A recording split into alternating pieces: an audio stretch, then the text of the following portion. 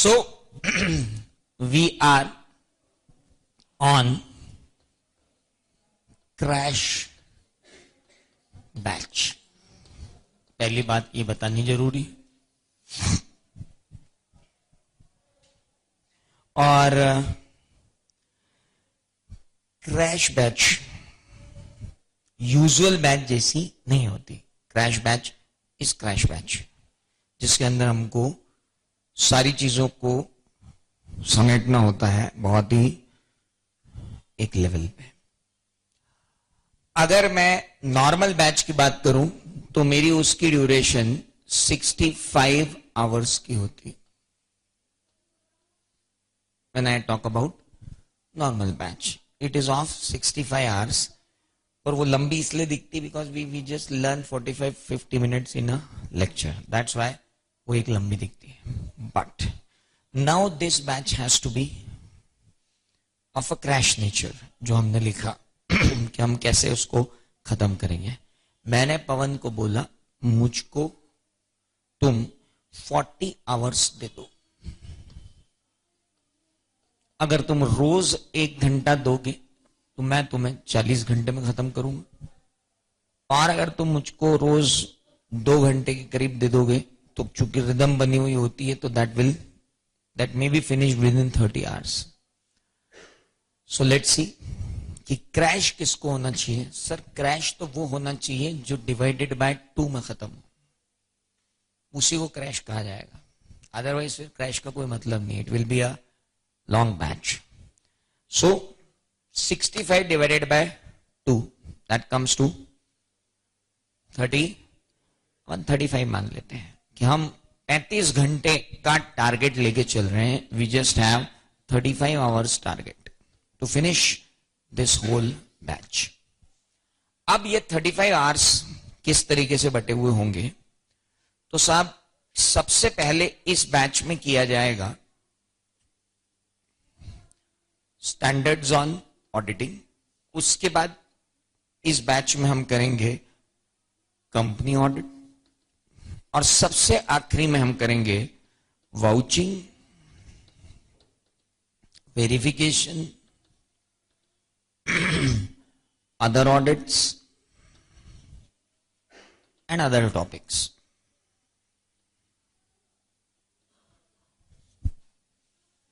So we have standards on auditing, we have company audit, we have vouching, verification, other topics, and this all.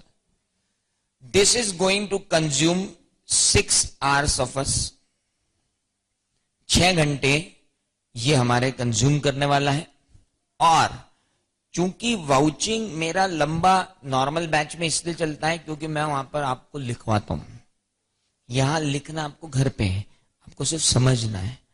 तो मुझको एक lecture लेना पड़ता है vouching का, एक लेक्चर लेना पड़ता है वेरिफिकेशन का, एक लेक्चर लेना पड़ता है अदर ऑडिट का, और 3 लेक्चर लेना होते हैं other topic.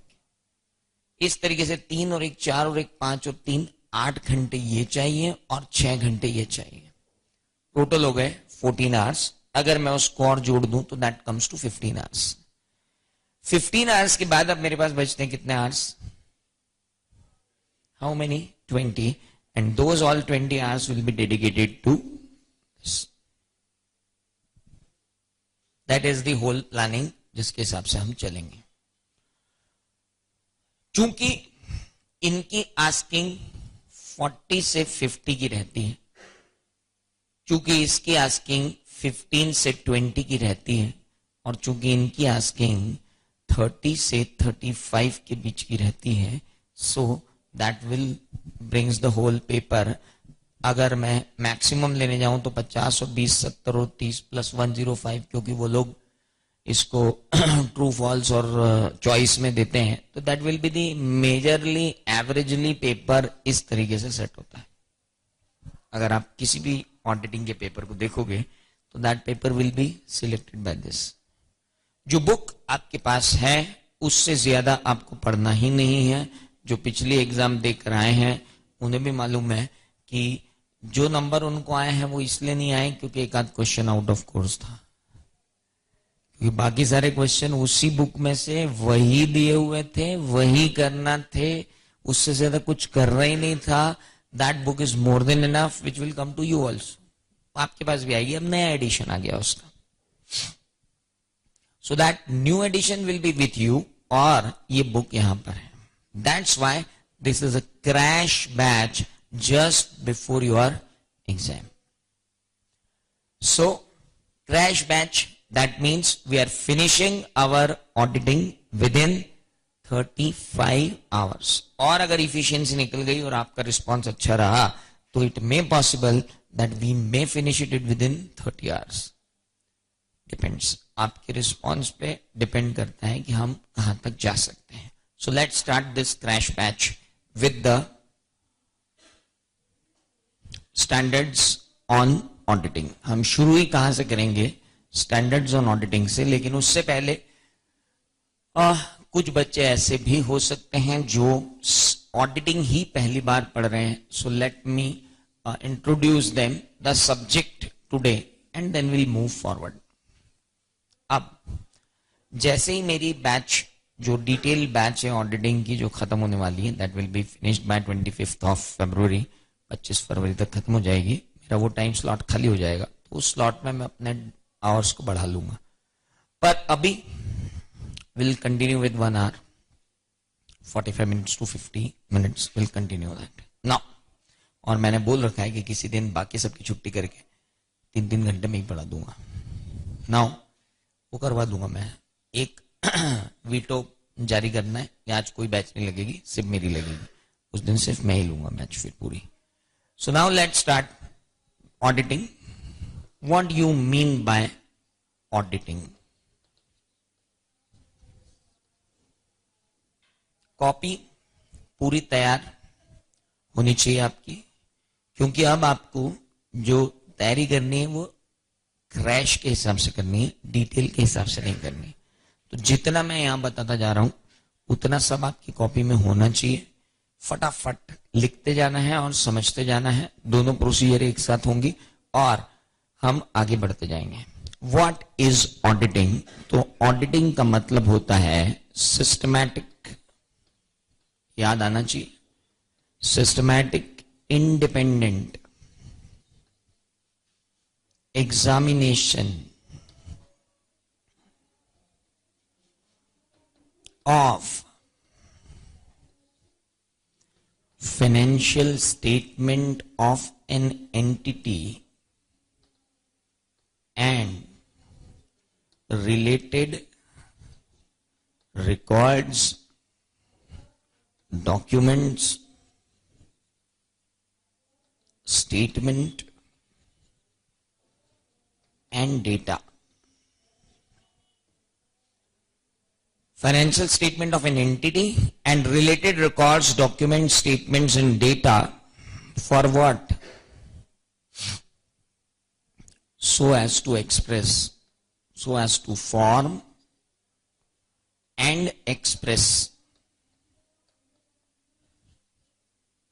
opinion on financial statement।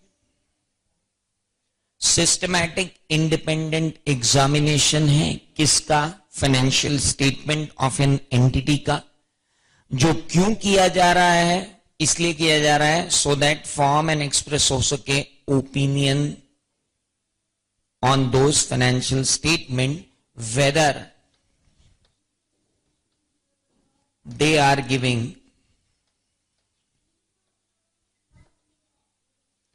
True and fair view. मेरा बोर्ड आपकी कॉपी में उतर जाना चाहिए। This is a crash batch, and what is a crash batch? Now you will understand. Don't panic कि क्रैश है तो पूरा नहीं पढ़ाएंगे, पूरा पढ़ाएंगे, लेकिन पूरा पढ़ाने का तरीका बहुत अलग रहेगा। Auditing means systematic independent examination of financial statement of an entity, related records, document, statement and data, so as to form and express opinion on financial statement whether they are giving true and fair view or not। ये audit की definition है। So it is a systematic. अब बात आती है independent. So what is independent? Independent का मतलब होता है free from any interest.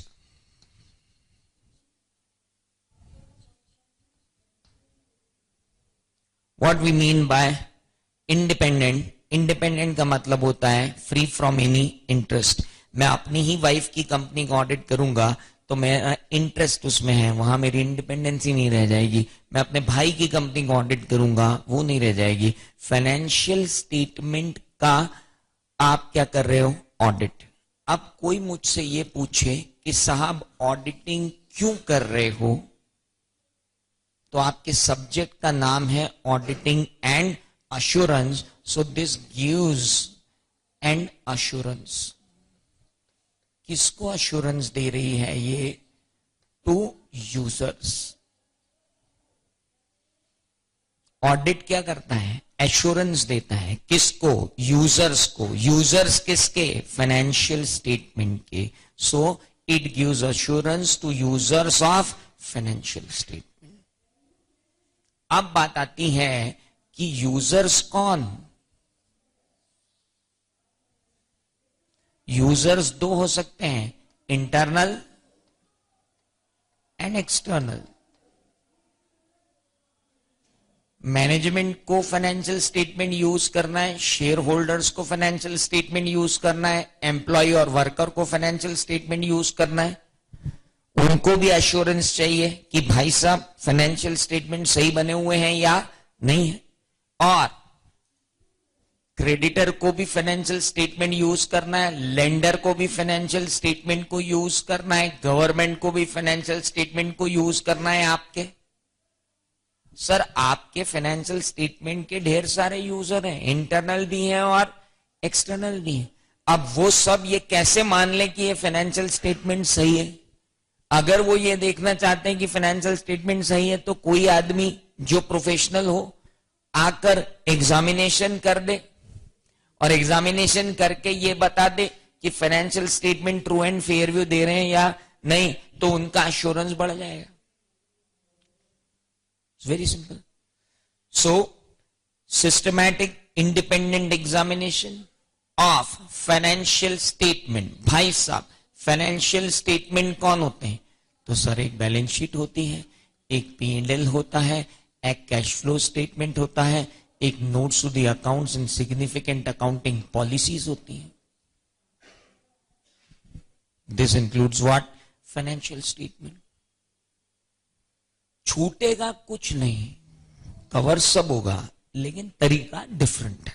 So what is financial statement? Financial statement का मतलब हो गया बैलेंस शीट, फाइनेंशियल स्टेटमेंट का मतलब हो गया profit and loss account, financial statement का मतलब हो गया cash flow statement, financial statement का मतलब हो गया notes to the accounts and significant accounting policies, जो अकाउंटिंग स्टैंडर्ड 1 के कारण हमको लगाना पड़ता है, एक appendix. That is known as what? Financial statement. तो systematic independent examination of financial statement of an entity. Entity का मतलब क्या होता है? Entity includes every kind of business house, चाहे प्रोपराइटर हो, चाहे पार्टनर हो, चाहे प्राइवेट लिमिटेड कंपनी हो, चाहे पब्लिक लिमिटेड कंपनी हो, चाहे ट्रस्ट हो, चाहे सोसाइटी हो, चाहे कोऑपरेटिव सोसाइटी हो, चाहे फाइनेंशियल इंस्टीट्यूशन हो, चाहे सेक्शन 8 कंपनी हो, कुछ भी हो. Anyone, anything will be treated as what? Entity. चाहे प्रॉफिट ऑर्गेनाइज प्रॉफिट मेकिंग हो, चाहे नॉन प्रॉफिट मेकिंग हो, doesn't matter. That includes everyone. And related record document and statement so as to form and express opinion. What we mean by opinion? Opinion means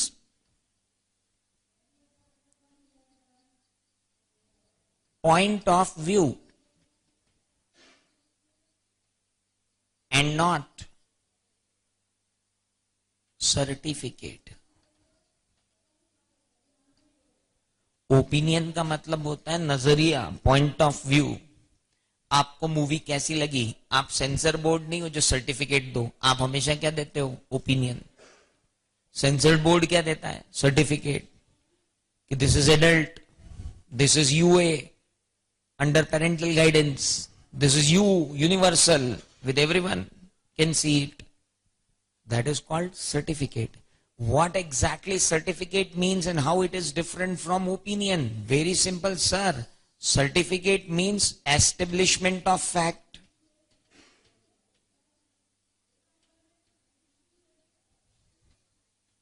certificate का मतलब होता है establishment of fact, और auditor establishment of fact नहीं करता, auditor सिर्फ क्या देता है? ओपिनियन। ओपिनियन का मतलब क्या होता है? Point of view. कोई मूवी आपको अच्छी लगी, मुझे नहीं लगी, अपना अपना नजरिया है, that is called point of view. Hello. So systematic independent examination of financial statement of an entity so as to form and express opinion on financial statement, whether they are giving true and fair view or not. Now comes what makes a financial statement true and fair. आखिर financial statement true and fair कब कहलाएंगे? When financial statement will be treated as giving true and fair view.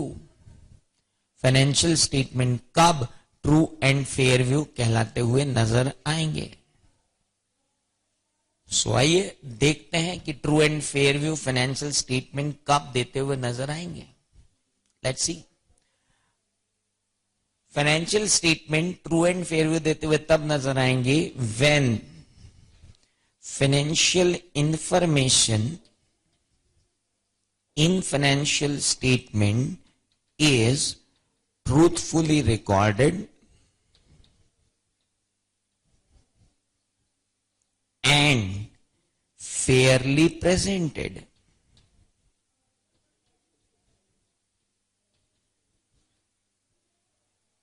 Where financial information in financial statement is truthfully recorded and fairly presented.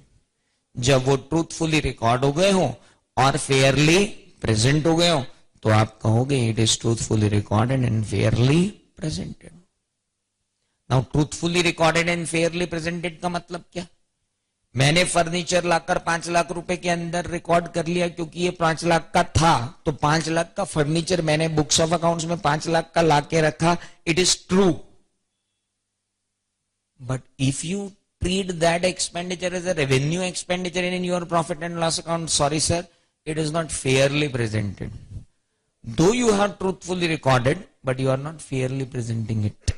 When you are truthfully recording it and not presenting it fairly, that will be treated as not giving true and fair view. ये कुर्सी recorded 10,000 में दिखा रखी है fix asset में, तो मैं बोलूंगा यार प्रेजेंटेड तो सही है लेकिन रिकॉर्डेड गलत है, 2,000 की नहीं है, 10,000 में दिखा रखी। So I need true and fair both. और ट्रू और फेयर व्यू दे रहा है या कब कहा जाता है, इसके बारे में अपन बात करेंगे। So true and fair view कब दिया जा रहा है? When it would be said at it is truthfully recorded and fairly presented, when it contains no miss statement. Sir अब आप यहां से कहां जाओगे? मैं जाऊंगा और कोने में जाऊंगा, कोने में जाके रिकॉर्ड करूंगा कि truthfully recorded and fairly presented क्या है। तो कब ये कहा जाएगा कि ट्रूथफुली रिकॉर्डेड है और फेयरली प्रेजेंटेड है? When financial statements are free from material misstatement.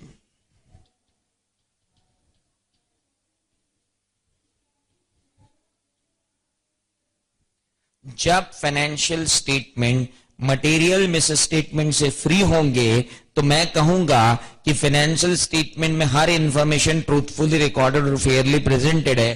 तब मैं जाके कहूंगा कि financial statement true and fair view देते हैं। मत टेंशन लो, अपन एक व्हाट्सएप ग्रुप बना के सारी इमेज शेयर कर लेंगे, टेंशन मत लिया करो। अपन टेक्नोलॉजी वाले लोग। अभी एक ग्रुप बनाऊंगा मैं मोबाइल पे, क्रैश बैच 2015, खत्म। उसके अंदर सब सेव कर देंगे। वीडियो क्लास पढ़ने वालों तुमको मेल चली जाएगी, टेंशन मत लिया करो, सब इमेज मेल कर दूंगा, तुम पहले इधर ले लो। सो What we mean by when financial statement are free from material misstatement, तो that is there.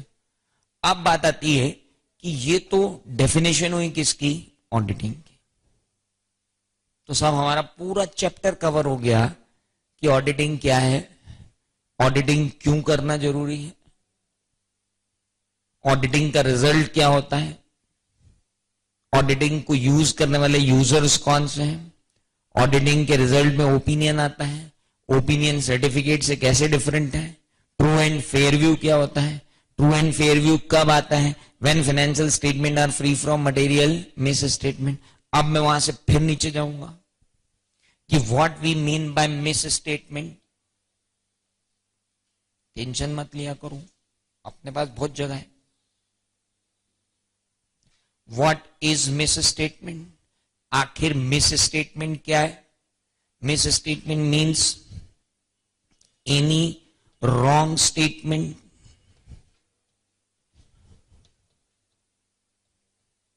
Due to fraud और एरर। लो सर, अब हमको मालूम है, आप फिर फ्रॉड एंड एरर पे जाओगे? बिल्कुल जाऊंगा।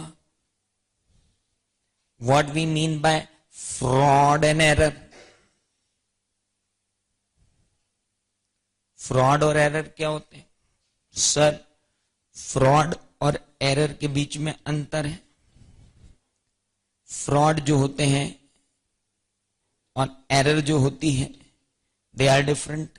Fraud means intentional mistakes,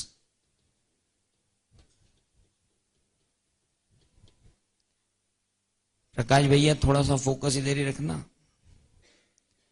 intentional mistakes and error means unintentional mistakes.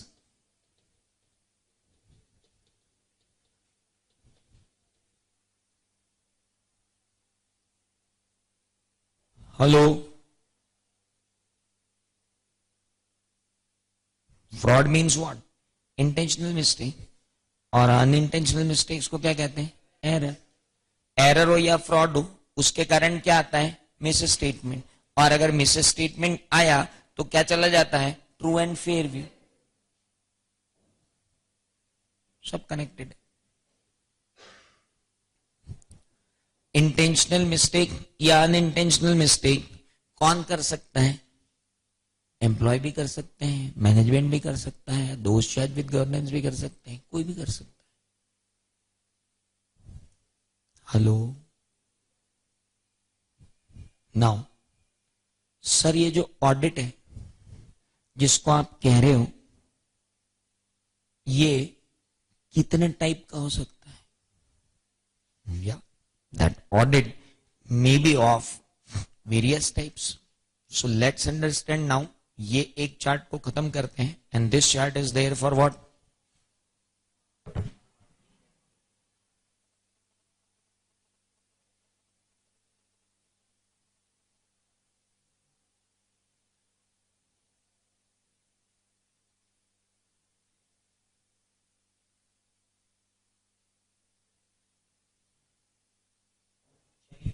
So this is 1 number.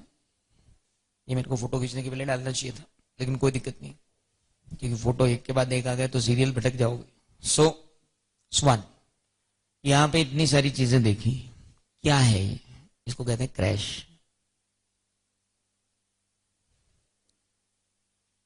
Crash batch और नॉर्मल बैच अलग अलग होती हैं, और क्रैश पढ़ाने का अपना तरीका होता है, और आपको क्रैश ऐसे ही पढ़ना है क्योंकि आपको यही करना है, बिकॉज एक बार तो सब आप ऑडिट पढ़ चुके हो। अरे हेलो, अब क्या आपको ये बताऊं कि पहले ऑडिटिंग जो होती, पहले बुक कीपिंग होती, फिर बुक कीपिंग खत्म होकर अकाउंटिंग शुरू होती, फिर अकाउंटिंग खत्म होकर ऑडिटिंग शुरू होती? It's not that. आपको पढ़ना है तो डिटेल दी हुई है आपको चैप्टर 1 में। मैंने चैप्टर 1 जो मेरी बुक का दिया हुआ उसमें पूरी डिटेल दी हुई है। अकाउंटिंग और ऑडिटिंग में क्या डिफरेंस है, अकाउंटिंग और ये क्या होता है एंड कैसे होता है, that all are given, no problem. But this is the basic knowledge what exactly the auditing is. अब चलते हैं हम दूसरी तरफ कि ऑडिटिंग और इन्वेस्टिगेशन में क्या डिफरेंस है। तो let's have some part of our chapter 1। आज पहले चैप्टर 1 के कुछ पार्ट और कवर कर दूं, उसके बाद आगे जाऊंगा।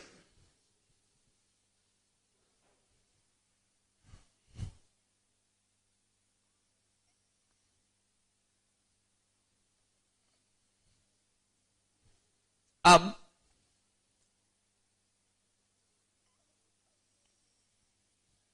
समझ में आ रहा है कि नहीं? हाँ भी नहीं निकल रही, ना भी नहीं निकल रही, सदमे में बैठे हैं। अरे अब इस वक्त तो यही हो सकता है, अब इससे ज्यादा क्या हो सकता है बताओ? नहीं तो ठीक है, 70 आवर्स की बैच देखो वीडियो पे।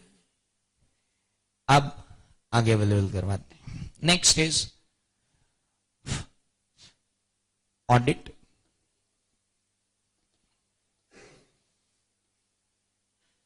Accounting, bookkeeping, investigation.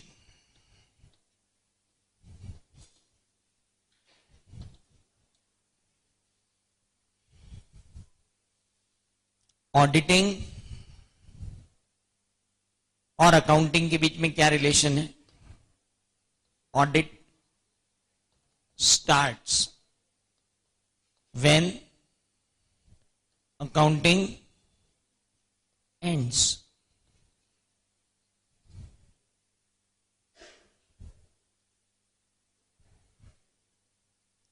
ऑडिटिंग कब स्टार्ट होती?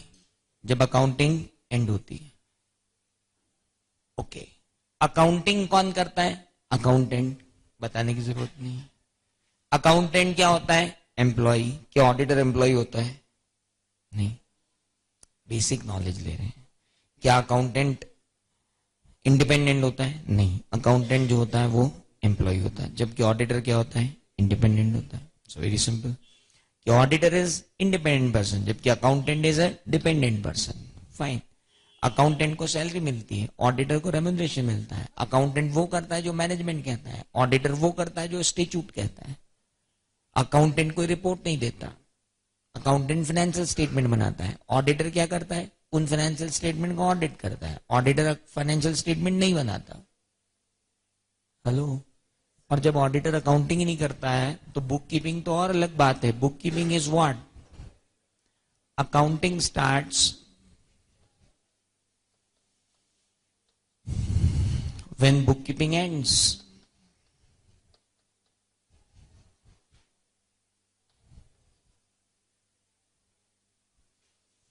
अकाउंटिंग तब स्टार्ट होती है जब बुक कीपिंग एंड होती है।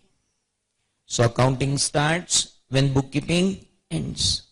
अकाउंटिंग तब स्टार्ट होती है जब बुक कीपिंग एंड होती है। तो मतलब सीधी सी बात है कि बुक कीपिंग के बाद क्या होगी? अकाउंटिंग, और अकाउंटिंग के बाद क्या होगा? ऑडिट। हेलो। अब व्हाट इज एन इन्वेस्टिगेशन? आखिर इन्वेस्टिगेशन क्या है? तो sir, investigation is also systematic, independent, examination of a fact to establish the same। अगर आप किसी फैक्ट को एस्टेब्लिश करने के लिए एक इंडिपेंडेंट एग्जामिनेशन करते हो तो हम उसे इन्वेस्टिगेशन कहते हैं। ऑडिट के बाद भी अगर कोई फ्रॉड निकलता है, जैसा सत्यम में निकला था, audit is a watchman, investigator is CBI, CID, they all are investigator. Auditor is not investigator. Audit में हम क्या करते हैं? एग्जामिनेशन करके ओपिनियन देते हैं। ऑडिट में हम क्या करते हैं? एग्जामिनेशन करते हैं और ओपिनियन देते हैं। जबकि इन्वेस्टिगेशन में हम क्या करते हैं? एग्जामिनेशन करते हैं और एस्टेब्लिश करते हैं कि ये फ्रॉड हुआ है, ये फ्रॉड इसने किया है, ये फ्रॉड इतने का है और इसको सजा मिलनी चाहिए। जबकि ऑडिट में हम क्या करते हैं? एग्जामिनेशन करते हैं। अगर फ्रॉड मिलता है तो रिपोर्ट करते हैं। हमारा इंटेंशन फ्रॉड निकालने का नहीं है। Our intention is not at all to detect fraud. हमारा उद्देश्य जो है वो बहुत अलग है और इन्वेस्टिगेशन का उद्देश्य जो है वो बहुत अलग है। So let's understand the objective of audit and objective of investigation from here. मैं इन्वेस्टिगेशन और ऑडिट दोनों को अब यहां से समझूंगा। What is audit and what is investigation? तो इन्वेस्टिगेशन अलग है और ऑडिट अलग है। नाउ ऑब्जेक्टिव ऑफ ऑडिट क्या है और ऑब्जेक्टिव ऑफ इन्वेस्टिगेशन क्या है? Let's understand.